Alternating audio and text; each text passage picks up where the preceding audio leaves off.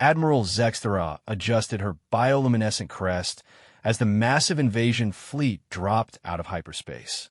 3,000 ships stretched across the void, each one bristling with weapons that could crack planets.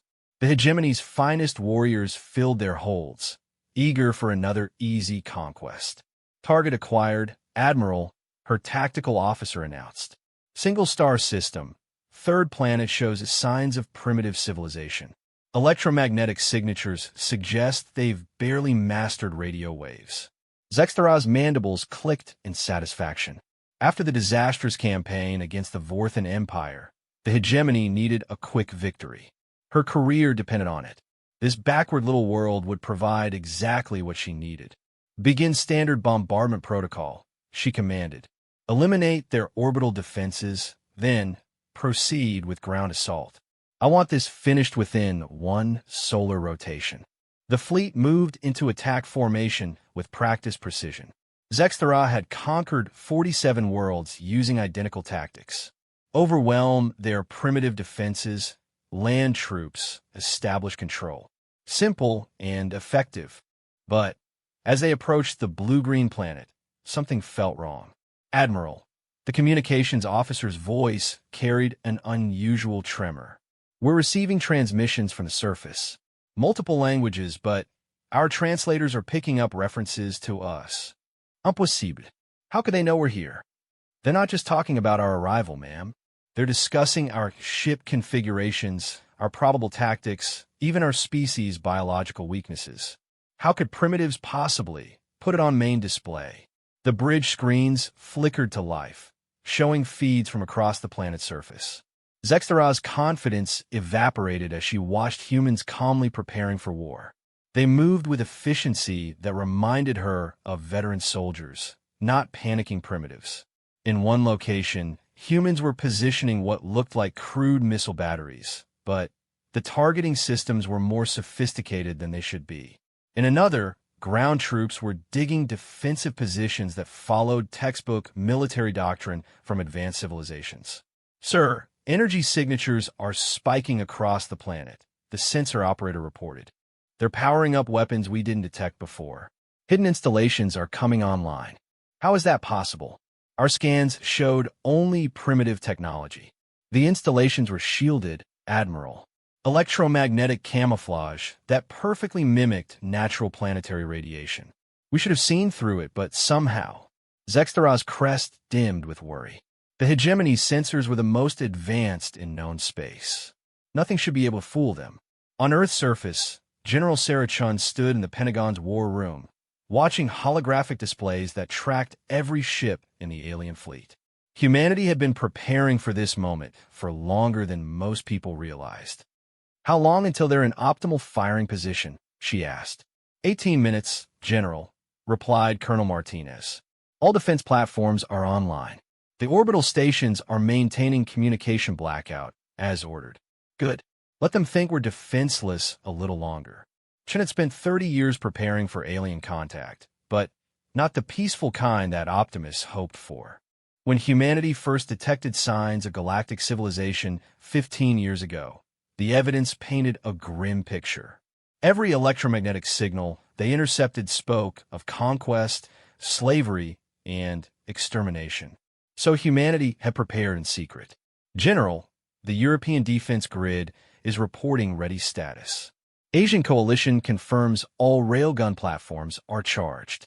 The African Continental Defense System is standing by.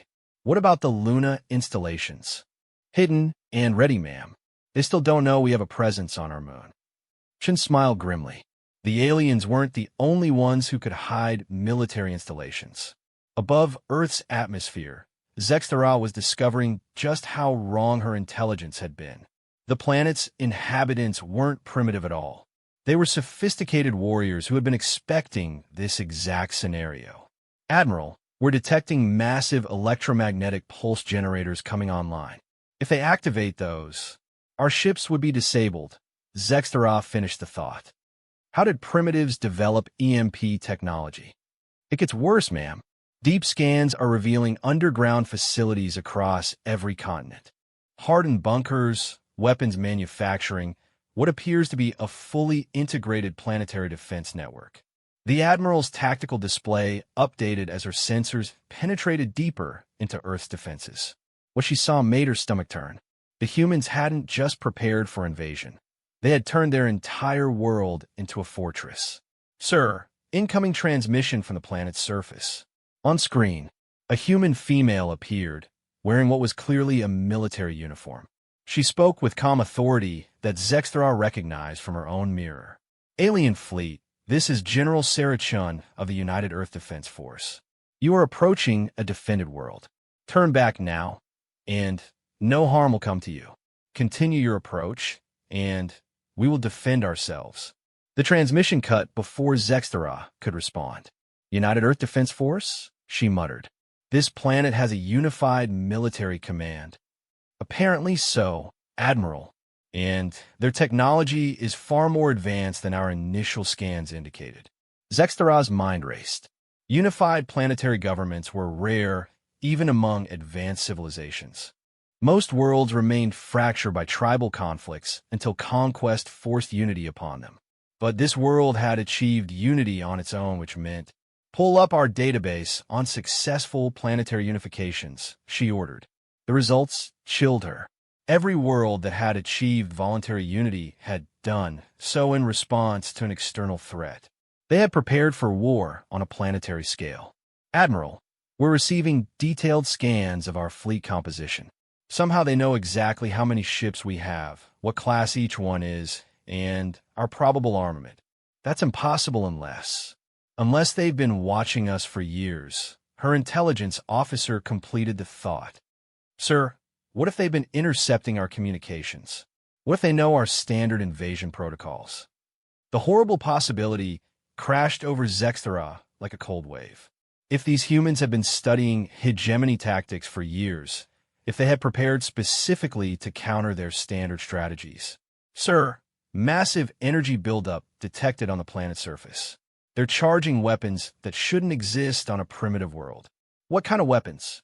"Particle beam arrays, Admiral. More powerful than anything in our own arsenal." The bridge fell silent except for the hum of ship systems. Zexthra stared at the blue world that had somehow become a nightmare. Her career, her reputation, her very life depended on the success of this invasion. But everything was going wrong. "Options?" she asked her staff. "We could proceed with bombardment," suggested her weapons officer. Even with advanced defenses, sustained fire from 3,000 ships would result in massive casualties to our own forces, the tactical officer interrupted. "If they have weapons more powerful than ours, positioned in hardened installations, with advanced knowledge of our attack patterns, we could withdraw," offered the navigation officer quietly. Every head on the bridge turned toward him. Retreat was not a concept the hegemony acknowledged. "Explain," Zexthra said coldly. "Ma'am, our intelligence was clearly faulty. This isn't a primitive world. It's a fortress that's been preparing for our arrival. Proceeding with invasion would be..." "Would be what?" "Suicide, Admiral." The word hung in the air like toxic gas. Zexthra's crest flickered between colors as she processed the implications. If she retreated without firing a shot, her career was over. If she attacked and lost significant portions of the fleet, her career was over and she'd probably be executed for incompetence. But if she attacked and somehow won, "Begin bombardment," she ordered. "Target their population centers first. If we can break their morale quickly." "Admiral, incoming projectiles." The main screen showed dozens of streaks of light rising from Earth's surface. They moved faster than anything should move, faster than hegemony missiles, faster than anything in their database. Evasive maneuvers. But it was too late. The first volley of human railgun projectiles, fired from hidden installations across the globe, struck the hegemony fleet with devastating precision. Kinetic rounds, traveling at significant fractions of light speed, punched through shields that had never been penetrated before. Report: 17 ships destroyed, Admiral. 43 with major damage. Return fire. But as Zexthra's fleet attempted to respond, They discovered the true horror of their situation. The humans hadn't just built better weapons. They had studied hegemony technology for years and had designed their defenses specifically to counter every tactic in the alien playbook. Particle beams that should have vaporized human installations were dispersed by reflective shields. Energy weapons found their targeting disrupted by sophisticated jamming systems. Even their most powerful plasma cannons were absorbed by defensive grids that seemed to drink energy like sponges. How is this possible? Zextra demanded. Her science officer, studying the defensive patterns, looked up with horror in his compound eyes. Admiral, they're not just defending against our weapons. They're using our own energy against us. Those defensive grids are redirecting our fire back at us. As if to prove his point, one of the hegemony's heavy cruisers exploded as its own redirected plasma burst overwhelmed its shields. Sir, incoming transmission from multiple points on the planet's surface. On screen, this time it wasn't just General Chun. The display showed military leaders from across the human world, all watching the hegemony fleet with calm, professional interest. Alien fleet, General Chun spoke again. You have attacked a defended world. This constitutes an act of war. We are now responding with appropriate force. You have one opportunity to withdraw. Take it. The transmission ended. Admiral, her communications officer's voice was barely a whisper. We're receiving distress signals from across the fleet. They're requesting permission to retreat. Zextra stared at the tactical display.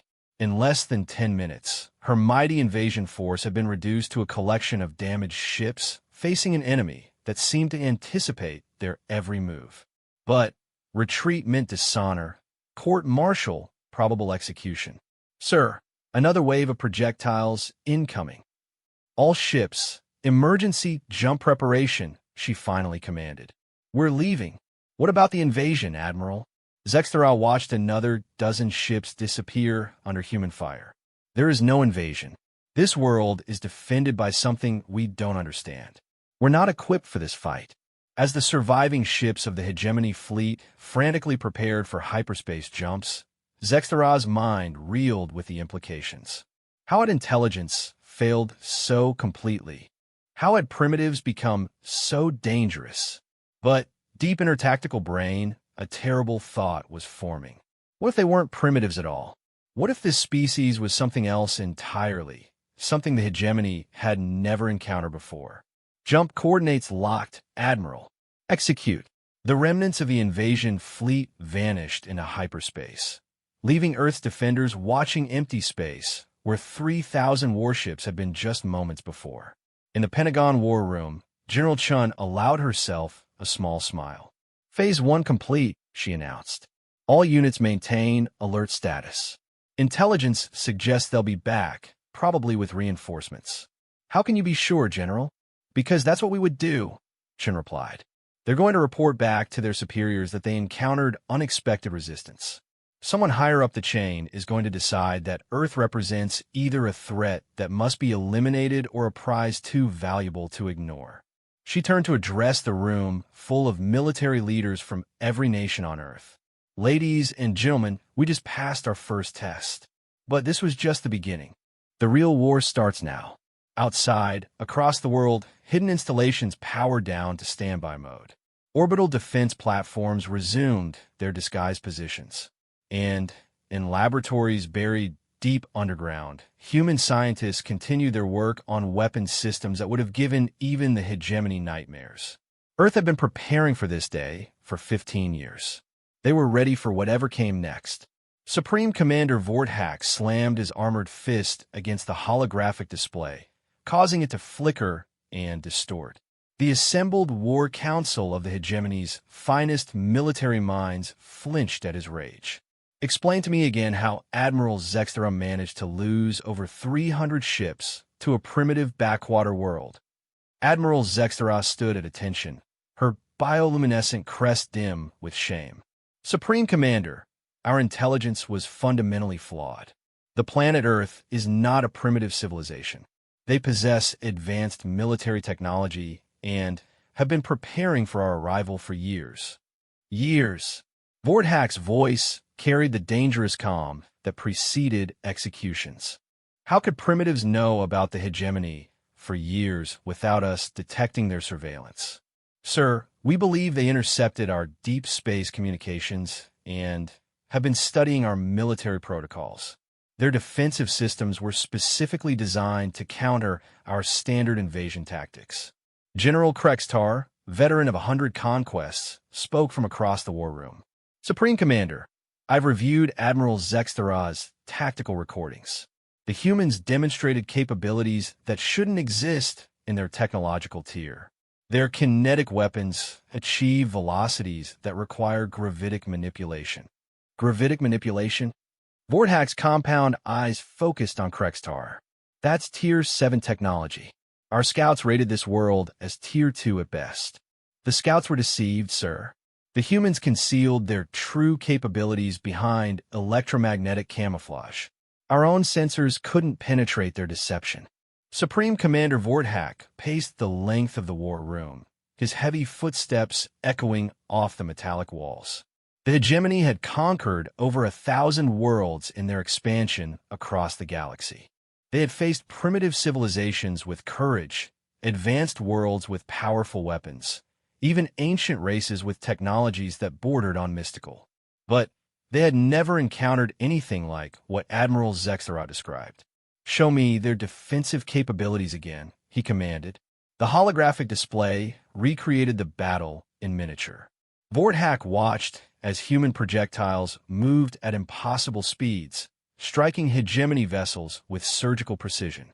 He observed their energy weapons redirecting hegemony fire back at the attackers. Most disturbing of all, he saw the coordination between defensive installations across an entire planet. "Planetary unity," he murmured. They achieved planetary unity before making contact with galactic civilization. The implications made his blood run cold. The hegemony maintained detailed records of every unified world they had encountered. Without exception, species that achieved planetary unity before external contact had done so for one of two reasons. They faced an existential threat that forced cooperation, or they possessed an inherent capacity for large-scale organization that made them extremely dangerous. "Admiral Zextara, did you attempt diplomatic contact?" "Sir, they broadcast a warning demanding our withdrawal. When we continued our approach, they opened fire without further communication. They didn't try to negotiate. They didn't demand our surrender. They simply defended themselves with maximum efficiency." Vorthack's tactical mind processed the patterns. This suggests they view us not as conquerors to be feared, but as a problem to be solved. The war room fell silent. Across the galaxy, species treated the hegemony with terror, reverence, or desperate defiance. But no one had ever treated them as merely a problem to be solved. "Supreme Commander," Admiral Zextara ventured, "what are your orders?" Vorthack studied the tactical display, his mind weighing options. The hegemony could not allow the defeat to stand. Word would spread across their empire, encouraging rebellion among subject worlds. But a second failed assault would be catastrophic. "How quickly can we assemble the 7th Fleet?" General Krextar's mandibles clicked nervously. "Sir, the 7th Fleet consists of over 10,000 ships. Are you certain such force is necessary?" "General, you said yourself that these humans possess Tier 7 technology. The 7th Fleet is equipped to handle Tier 8 civilizations. It should be sufficient." "Should be, sir." Vorthack's gaze fixed on Admiral Zextara. "Admiral, you observe these humans in combat. In your professional opinion, will 10,000 ships be enough to ensure victory?" Zextara was quiet for a long moment, remembering the calm efficiency with which the humans had dismantled her invasion force. "Sir, I believe these humans have been preparing for a war with us specifically. They knew our capabilities, our tactics, our weaknesses. 10,000 ships might not be enough if they've had time to prepare for that scale of assault as well. Then, we won't give them time to prepare." Vorthack activated the Strategic Communications Array. "All fleet commanders, Priority Alpha Directive. Begin immediate mobilization for Operation Earthfall. Full galactic deployment.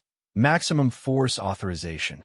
The war room buzzed with shocked murmurs. Operation Earthfall was the hegemony's contingency plan for facing Tier 9 civilizations, threats that could challenge their entire empire. Sir, Admiral Zextheros said carefully, Operation Earthfall called for deployment of over 50,000 ships. That's nearly our entire military force. Precisely. We will not underestimate this species again. Meanwhile, on Earth, General Chun stood in the newly constructed Strategic Command Center, buried 3 miles beneath the Rocky Mountains. Banks of quantum computers process data streams from observation posts scattered across the solar system. General, we're detecting massive fleet movements in the hegemony's home sectors, reported Dr. James Harrison, Earth's leading xenoanthropologist. Our deep space monitoring stations are picking up hyperspace signatures indicating a mobilization far beyond anything in our historical database. How massive are we talking, Doctor? Conservative estimates suggest 50,000 ships, General. Possibly more. Chen nodded grimly. Just as the simulations predicted. They can't let our victory stand, so they're escalating to ensure our destruction. Ma'am, interrupted Colonel Rodriguez from the communication station. We're receiving reports from Luna Base. The construction of additional defensive platforms is ahead of schedule. Good. What about the orbital shipyards? Fully operational, General. We're producing new vessels at maximum capacity. Chen walked to the central holographic display, which showed Earth's solar system in real time. Hidden bases on Mars, concealed installations in the asteroid belt, and disguised platforms throughout the outer planets created a defensive network that spanned millions of miles. Dr. Harrison, remind me of our psychological profile on the hegemony's leadership. They're a hierarchical species with strong authoritarian tendencies, Harrison replied.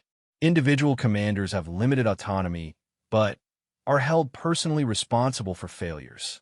Their strategic thinking is excellent within established parameters, but shows poor adaptability to genuinely novel situations. Which means they'll throw overwhelming force at what they perceive as the problem, using tactics that have worked before. They're not psychologically equipped to consider that we might be something entirely outside their experience. General Chin smiled.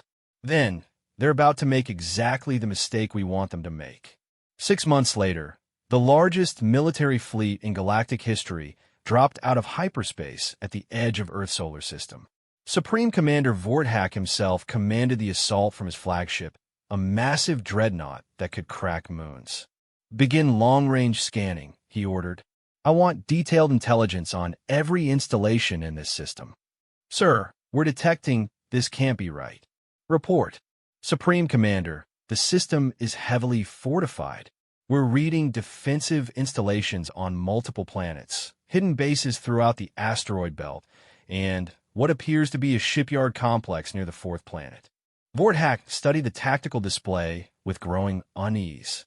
In the 6 months since Admiral Zextheros' defeat, the humans had transformed their entire solar system into a fortress. But that wasn't what worried him most. Sir, we're detecting new ship configurations in their fleet. Designs we've never seen before. Show me. The holographic display updated with images of human spacecraft that defied conventional design principles. They were sleek, angular vessels that seemed to bend light around their hulls. More troubling, they moved in formations that suggested coordination capabilities beyond anything in the hegemony's experience. Sir, incoming transmission from the planet Earth. On screen, General Chen appeared, but this time she wasn't alone. Behind her stood representatives from every major power on Earth, along with figures wearing unfamiliar uniforms bearing insignia that hadn't existed during the First Battle. Hegemony Fleet, this is General Sarah Chun of the United Earth Defense Force. You have returned in violation of our previous warning. This system is defended by the Solar Defense Grid, a unified command structure representing all inhabited worlds in this system. Vorthak's blood chilled. All inhabited worlds. Sir, his science officer whispered urgently. Deep scans are confirming human presence on multiple planets in this system. They've colonized their neighbors and built defensive installations on all of them. General Chun continued her transmission. You have one final opportunity to withdraw. If you proceed with hostile action, we will respond with the full force of our expanded defensive capabilities. The transmission ended, leaving Vorthak staring at a tactical nightmare. In 6 months, these humans had not only fortified their homeworld, but had established a multi-planet defensive network with coordinated command structure. Sir, what are your orders?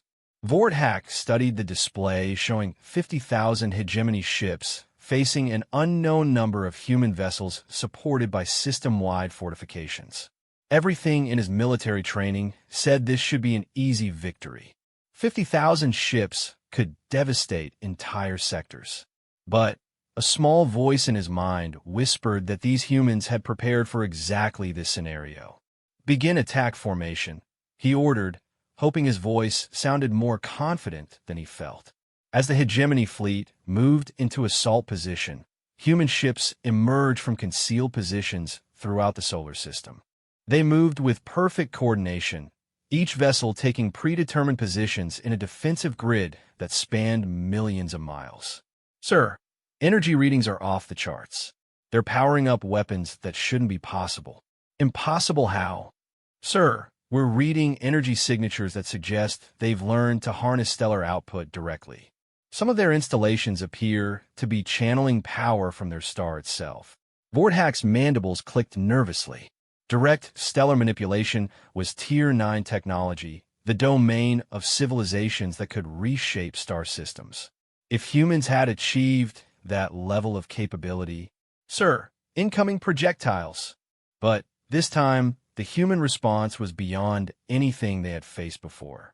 Instead of kinetic rounds, beams of coherent energy lanced across space with precision that defied physics. They struck hegemony ships not to destroy them, but to disable them with surgical accuracy. Sir, they're not trying to kill us. They're systematically disabling our vessels. Vorthak watched in horror as human weapons neutralized hegemony ships without destroying them. Propulsion systems failed, weapons power down, but life support remained intact. Within minutes, hundreds of his most powerful warships were drifting helplessly. Return fire. All ships, maximum firepower. But as the hegemony unleashed their devastating arsenal, the humans revealed the true extent of their preparation. Defensive grids didn't just absorb the incoming fire. They redirected it with impossible precision, turning the hegemony's own weapons against their fleet. Supreme Commander, we're taking massive casualties. Our own weapons are being used against us. How is this possible? His science officer, studying the human defensive patterns, looked up with an expression of dawning terror. Sir, they're not just redirecting our energy. They're amplifying it. Every shot we fire makes their defensive grid stronger. The horrible truth crashed over Vorthak like an avalanche. The humans hadn't just prepared to defend against the hegemony. They had prepared to turn the hegemony's strength against itself. Sir, multiple ships requesting permission to surrender. Denied. All ships continue attack. But even as he gave the order, Vorthak knew it was futile. The humans had anticipated everything, prepared for everything, countered everything. And they were doing it without destroying the hegemony fleet, which meant, Sir, incoming transmission from Earth. General Chan appeared again, but this time her expression showed something that made Vorthak's blood freeze. Pity. Supreme Commander Vorthak, we know you're receiving this. Your fleet is defeated. We could destroy every one of your ships, but we choose not to. Instead, we offer you the same choice we gave your predecessor. Withdraw and live. The transmission paused, and Chen's expression grew more serious.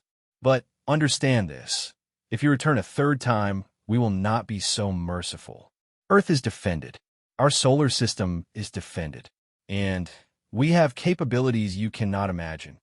As if to prove her point, the space around the human homeworld suddenly blazed with energy as massive installations became visible.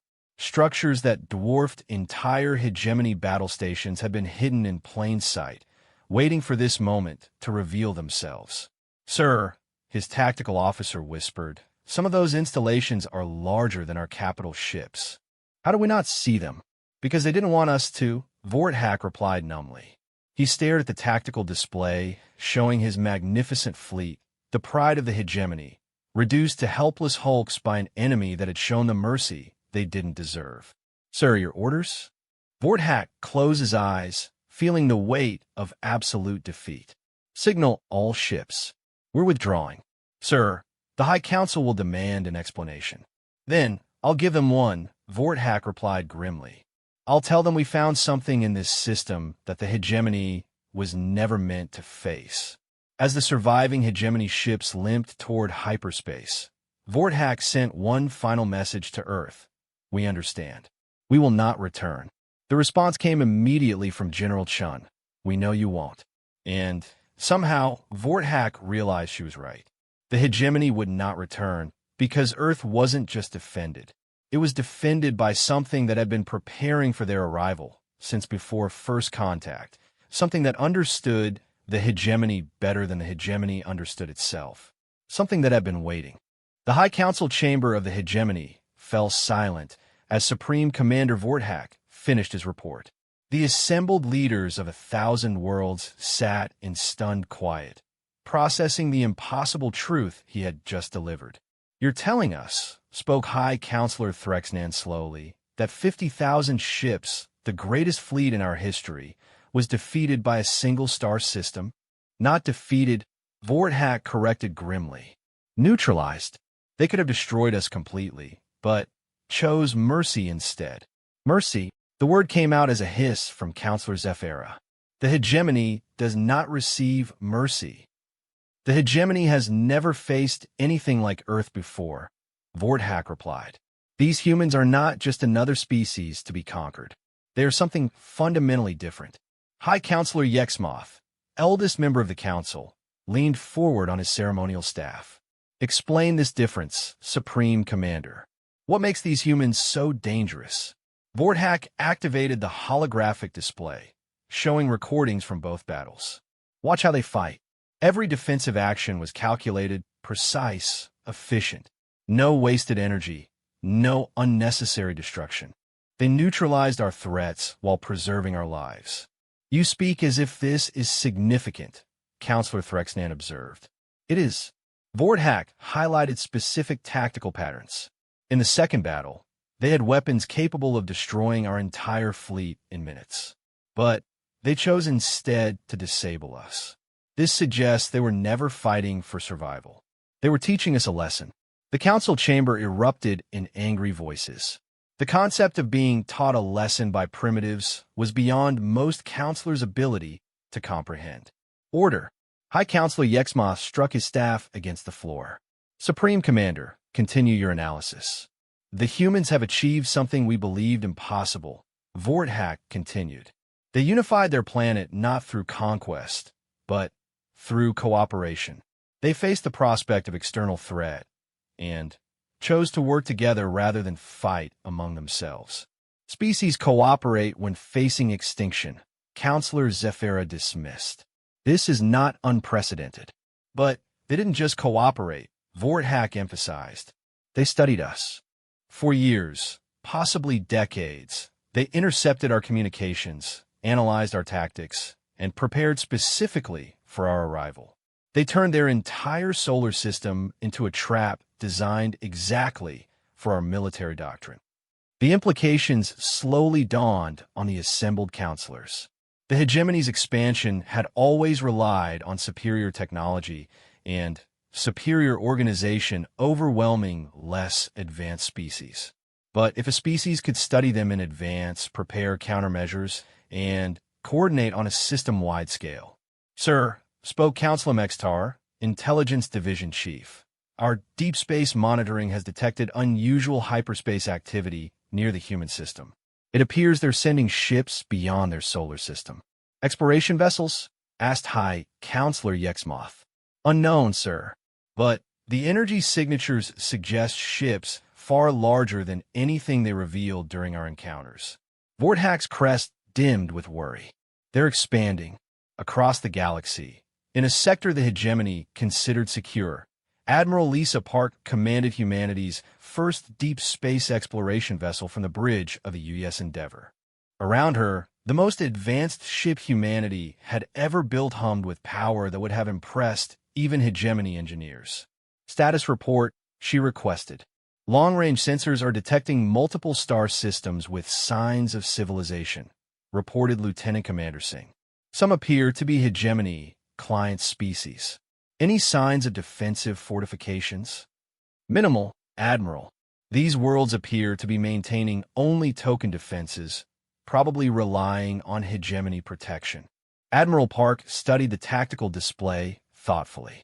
After the second hegemony defeat, Earth's leadership had made a crucial decision. Instead of waiting for a third attack, humanity would take the initiative. Communications. Any response to our peaceful contact attempts?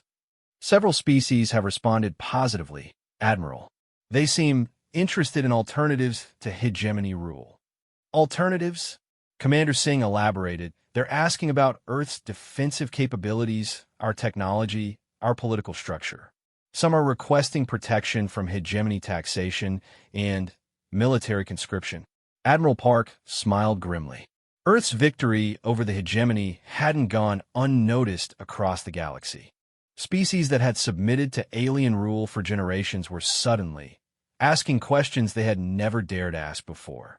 Admiral, interrupted the science officer, we're receiving a priority transmission from Earth. It's General Chun. On screen, General Chun appeared, but she looked older, wearier than during the battles.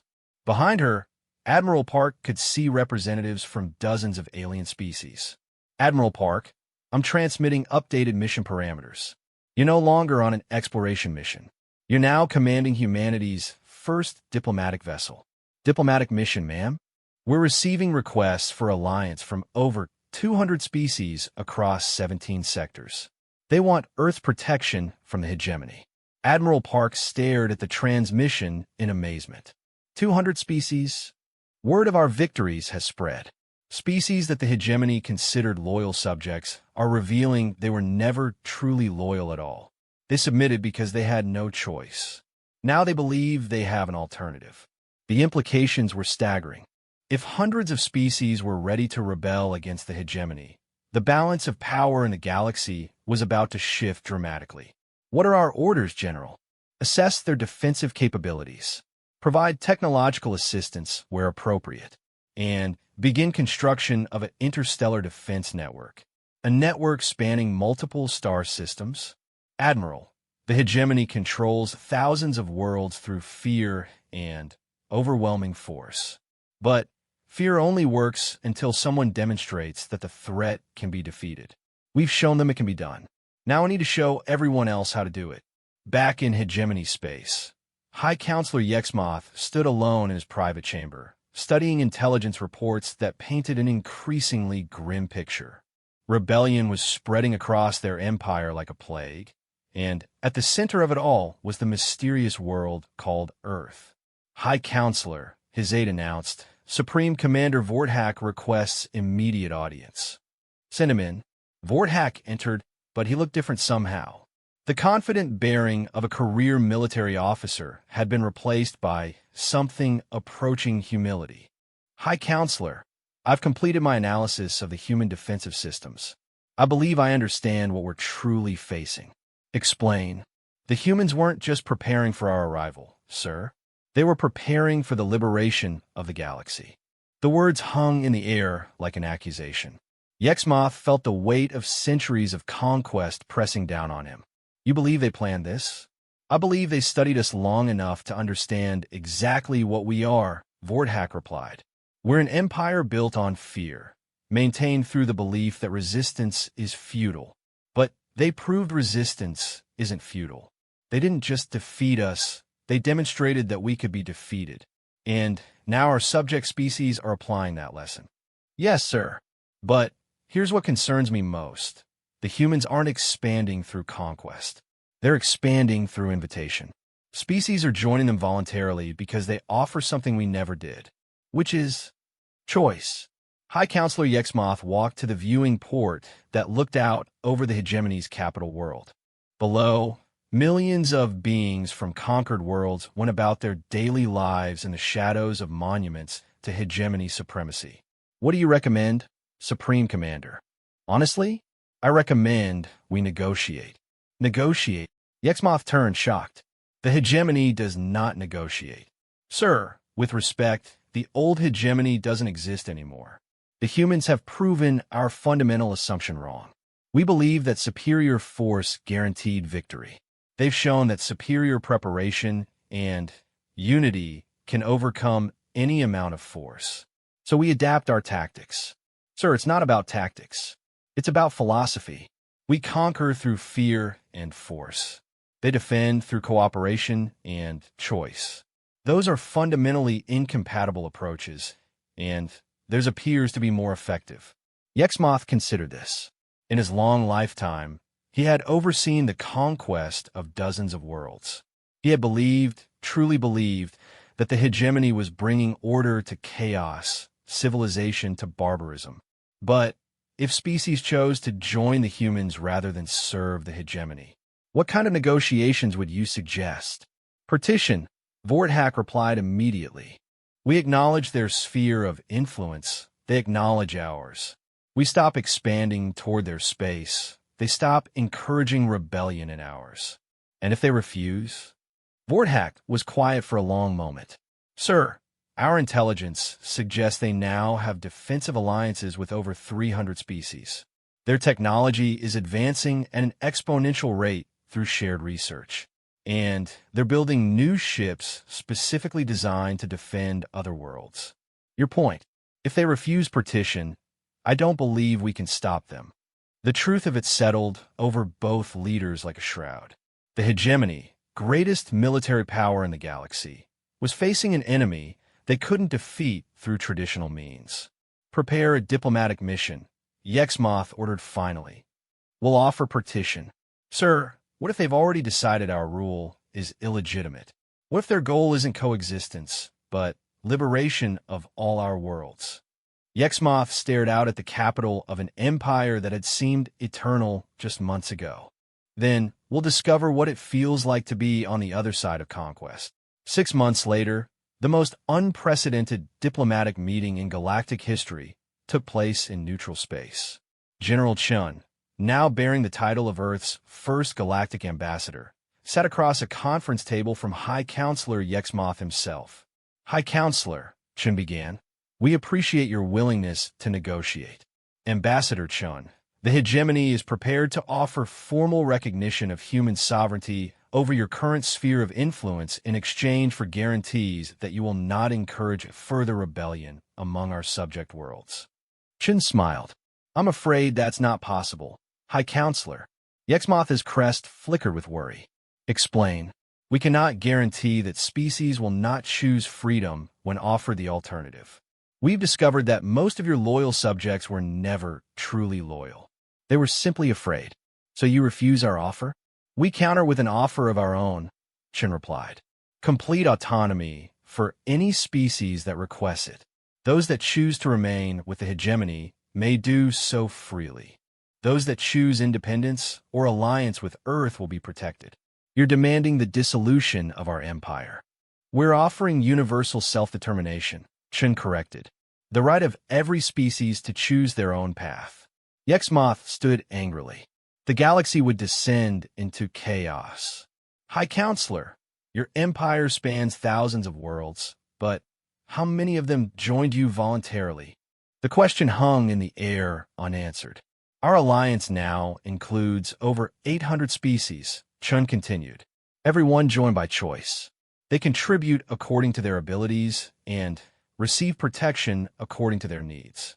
No conquest, no tribute, no forced conscription. Impossible. Such an arrangement could never maintain order. Yet it has. Our alliance grows stronger every day while your empire bleeds worlds with each passing month. Yexmoth stared at the human ambassador, finally understanding the true scope of what Earth represented. This wasn't just about military defeat. It was about proof that everything the hegemony believed was wrong. What happens to us? He asked quietly. The same thing that happens to everyone else, Chen replied with genuine compassion. You choose. The hegemony worlds that wish to remain together may form their own confederation. Those that wish independence may have it. Those that request alliance with Earth will be welcomed. And if we choose to fight, Chen's expression grew sad. Then, you'll discover that fighting for freedom is very different from fighting for conquest. High Counselor, we've studied your history. Your people were once explorers, scientists, builders. You could be those things again. The meeting ended with Yexmoth returning to a hegemony capital in the throes of transformation. World after world was declaring independence or requesting Earth alliance. The great military machine of conquest was grinding to a halt as species chose freedom over fear.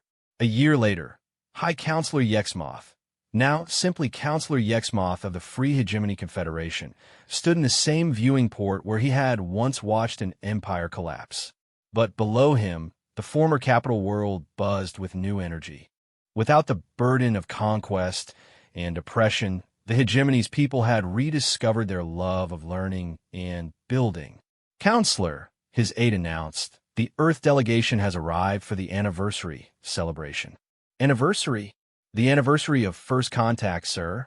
They're calling it Liberation Day. Yexmoth smiled, expression that had become more common since his people had chosen freedom over empire. Tell him I'll be right there. As he prepared to meet with representatives from over 1,500 species now united in voluntary alliance, Yexmoth reflected on the lesson Earth had taught the galaxy. That the greatest force in the universe wasn't conquest or fear, but the simple power of choice.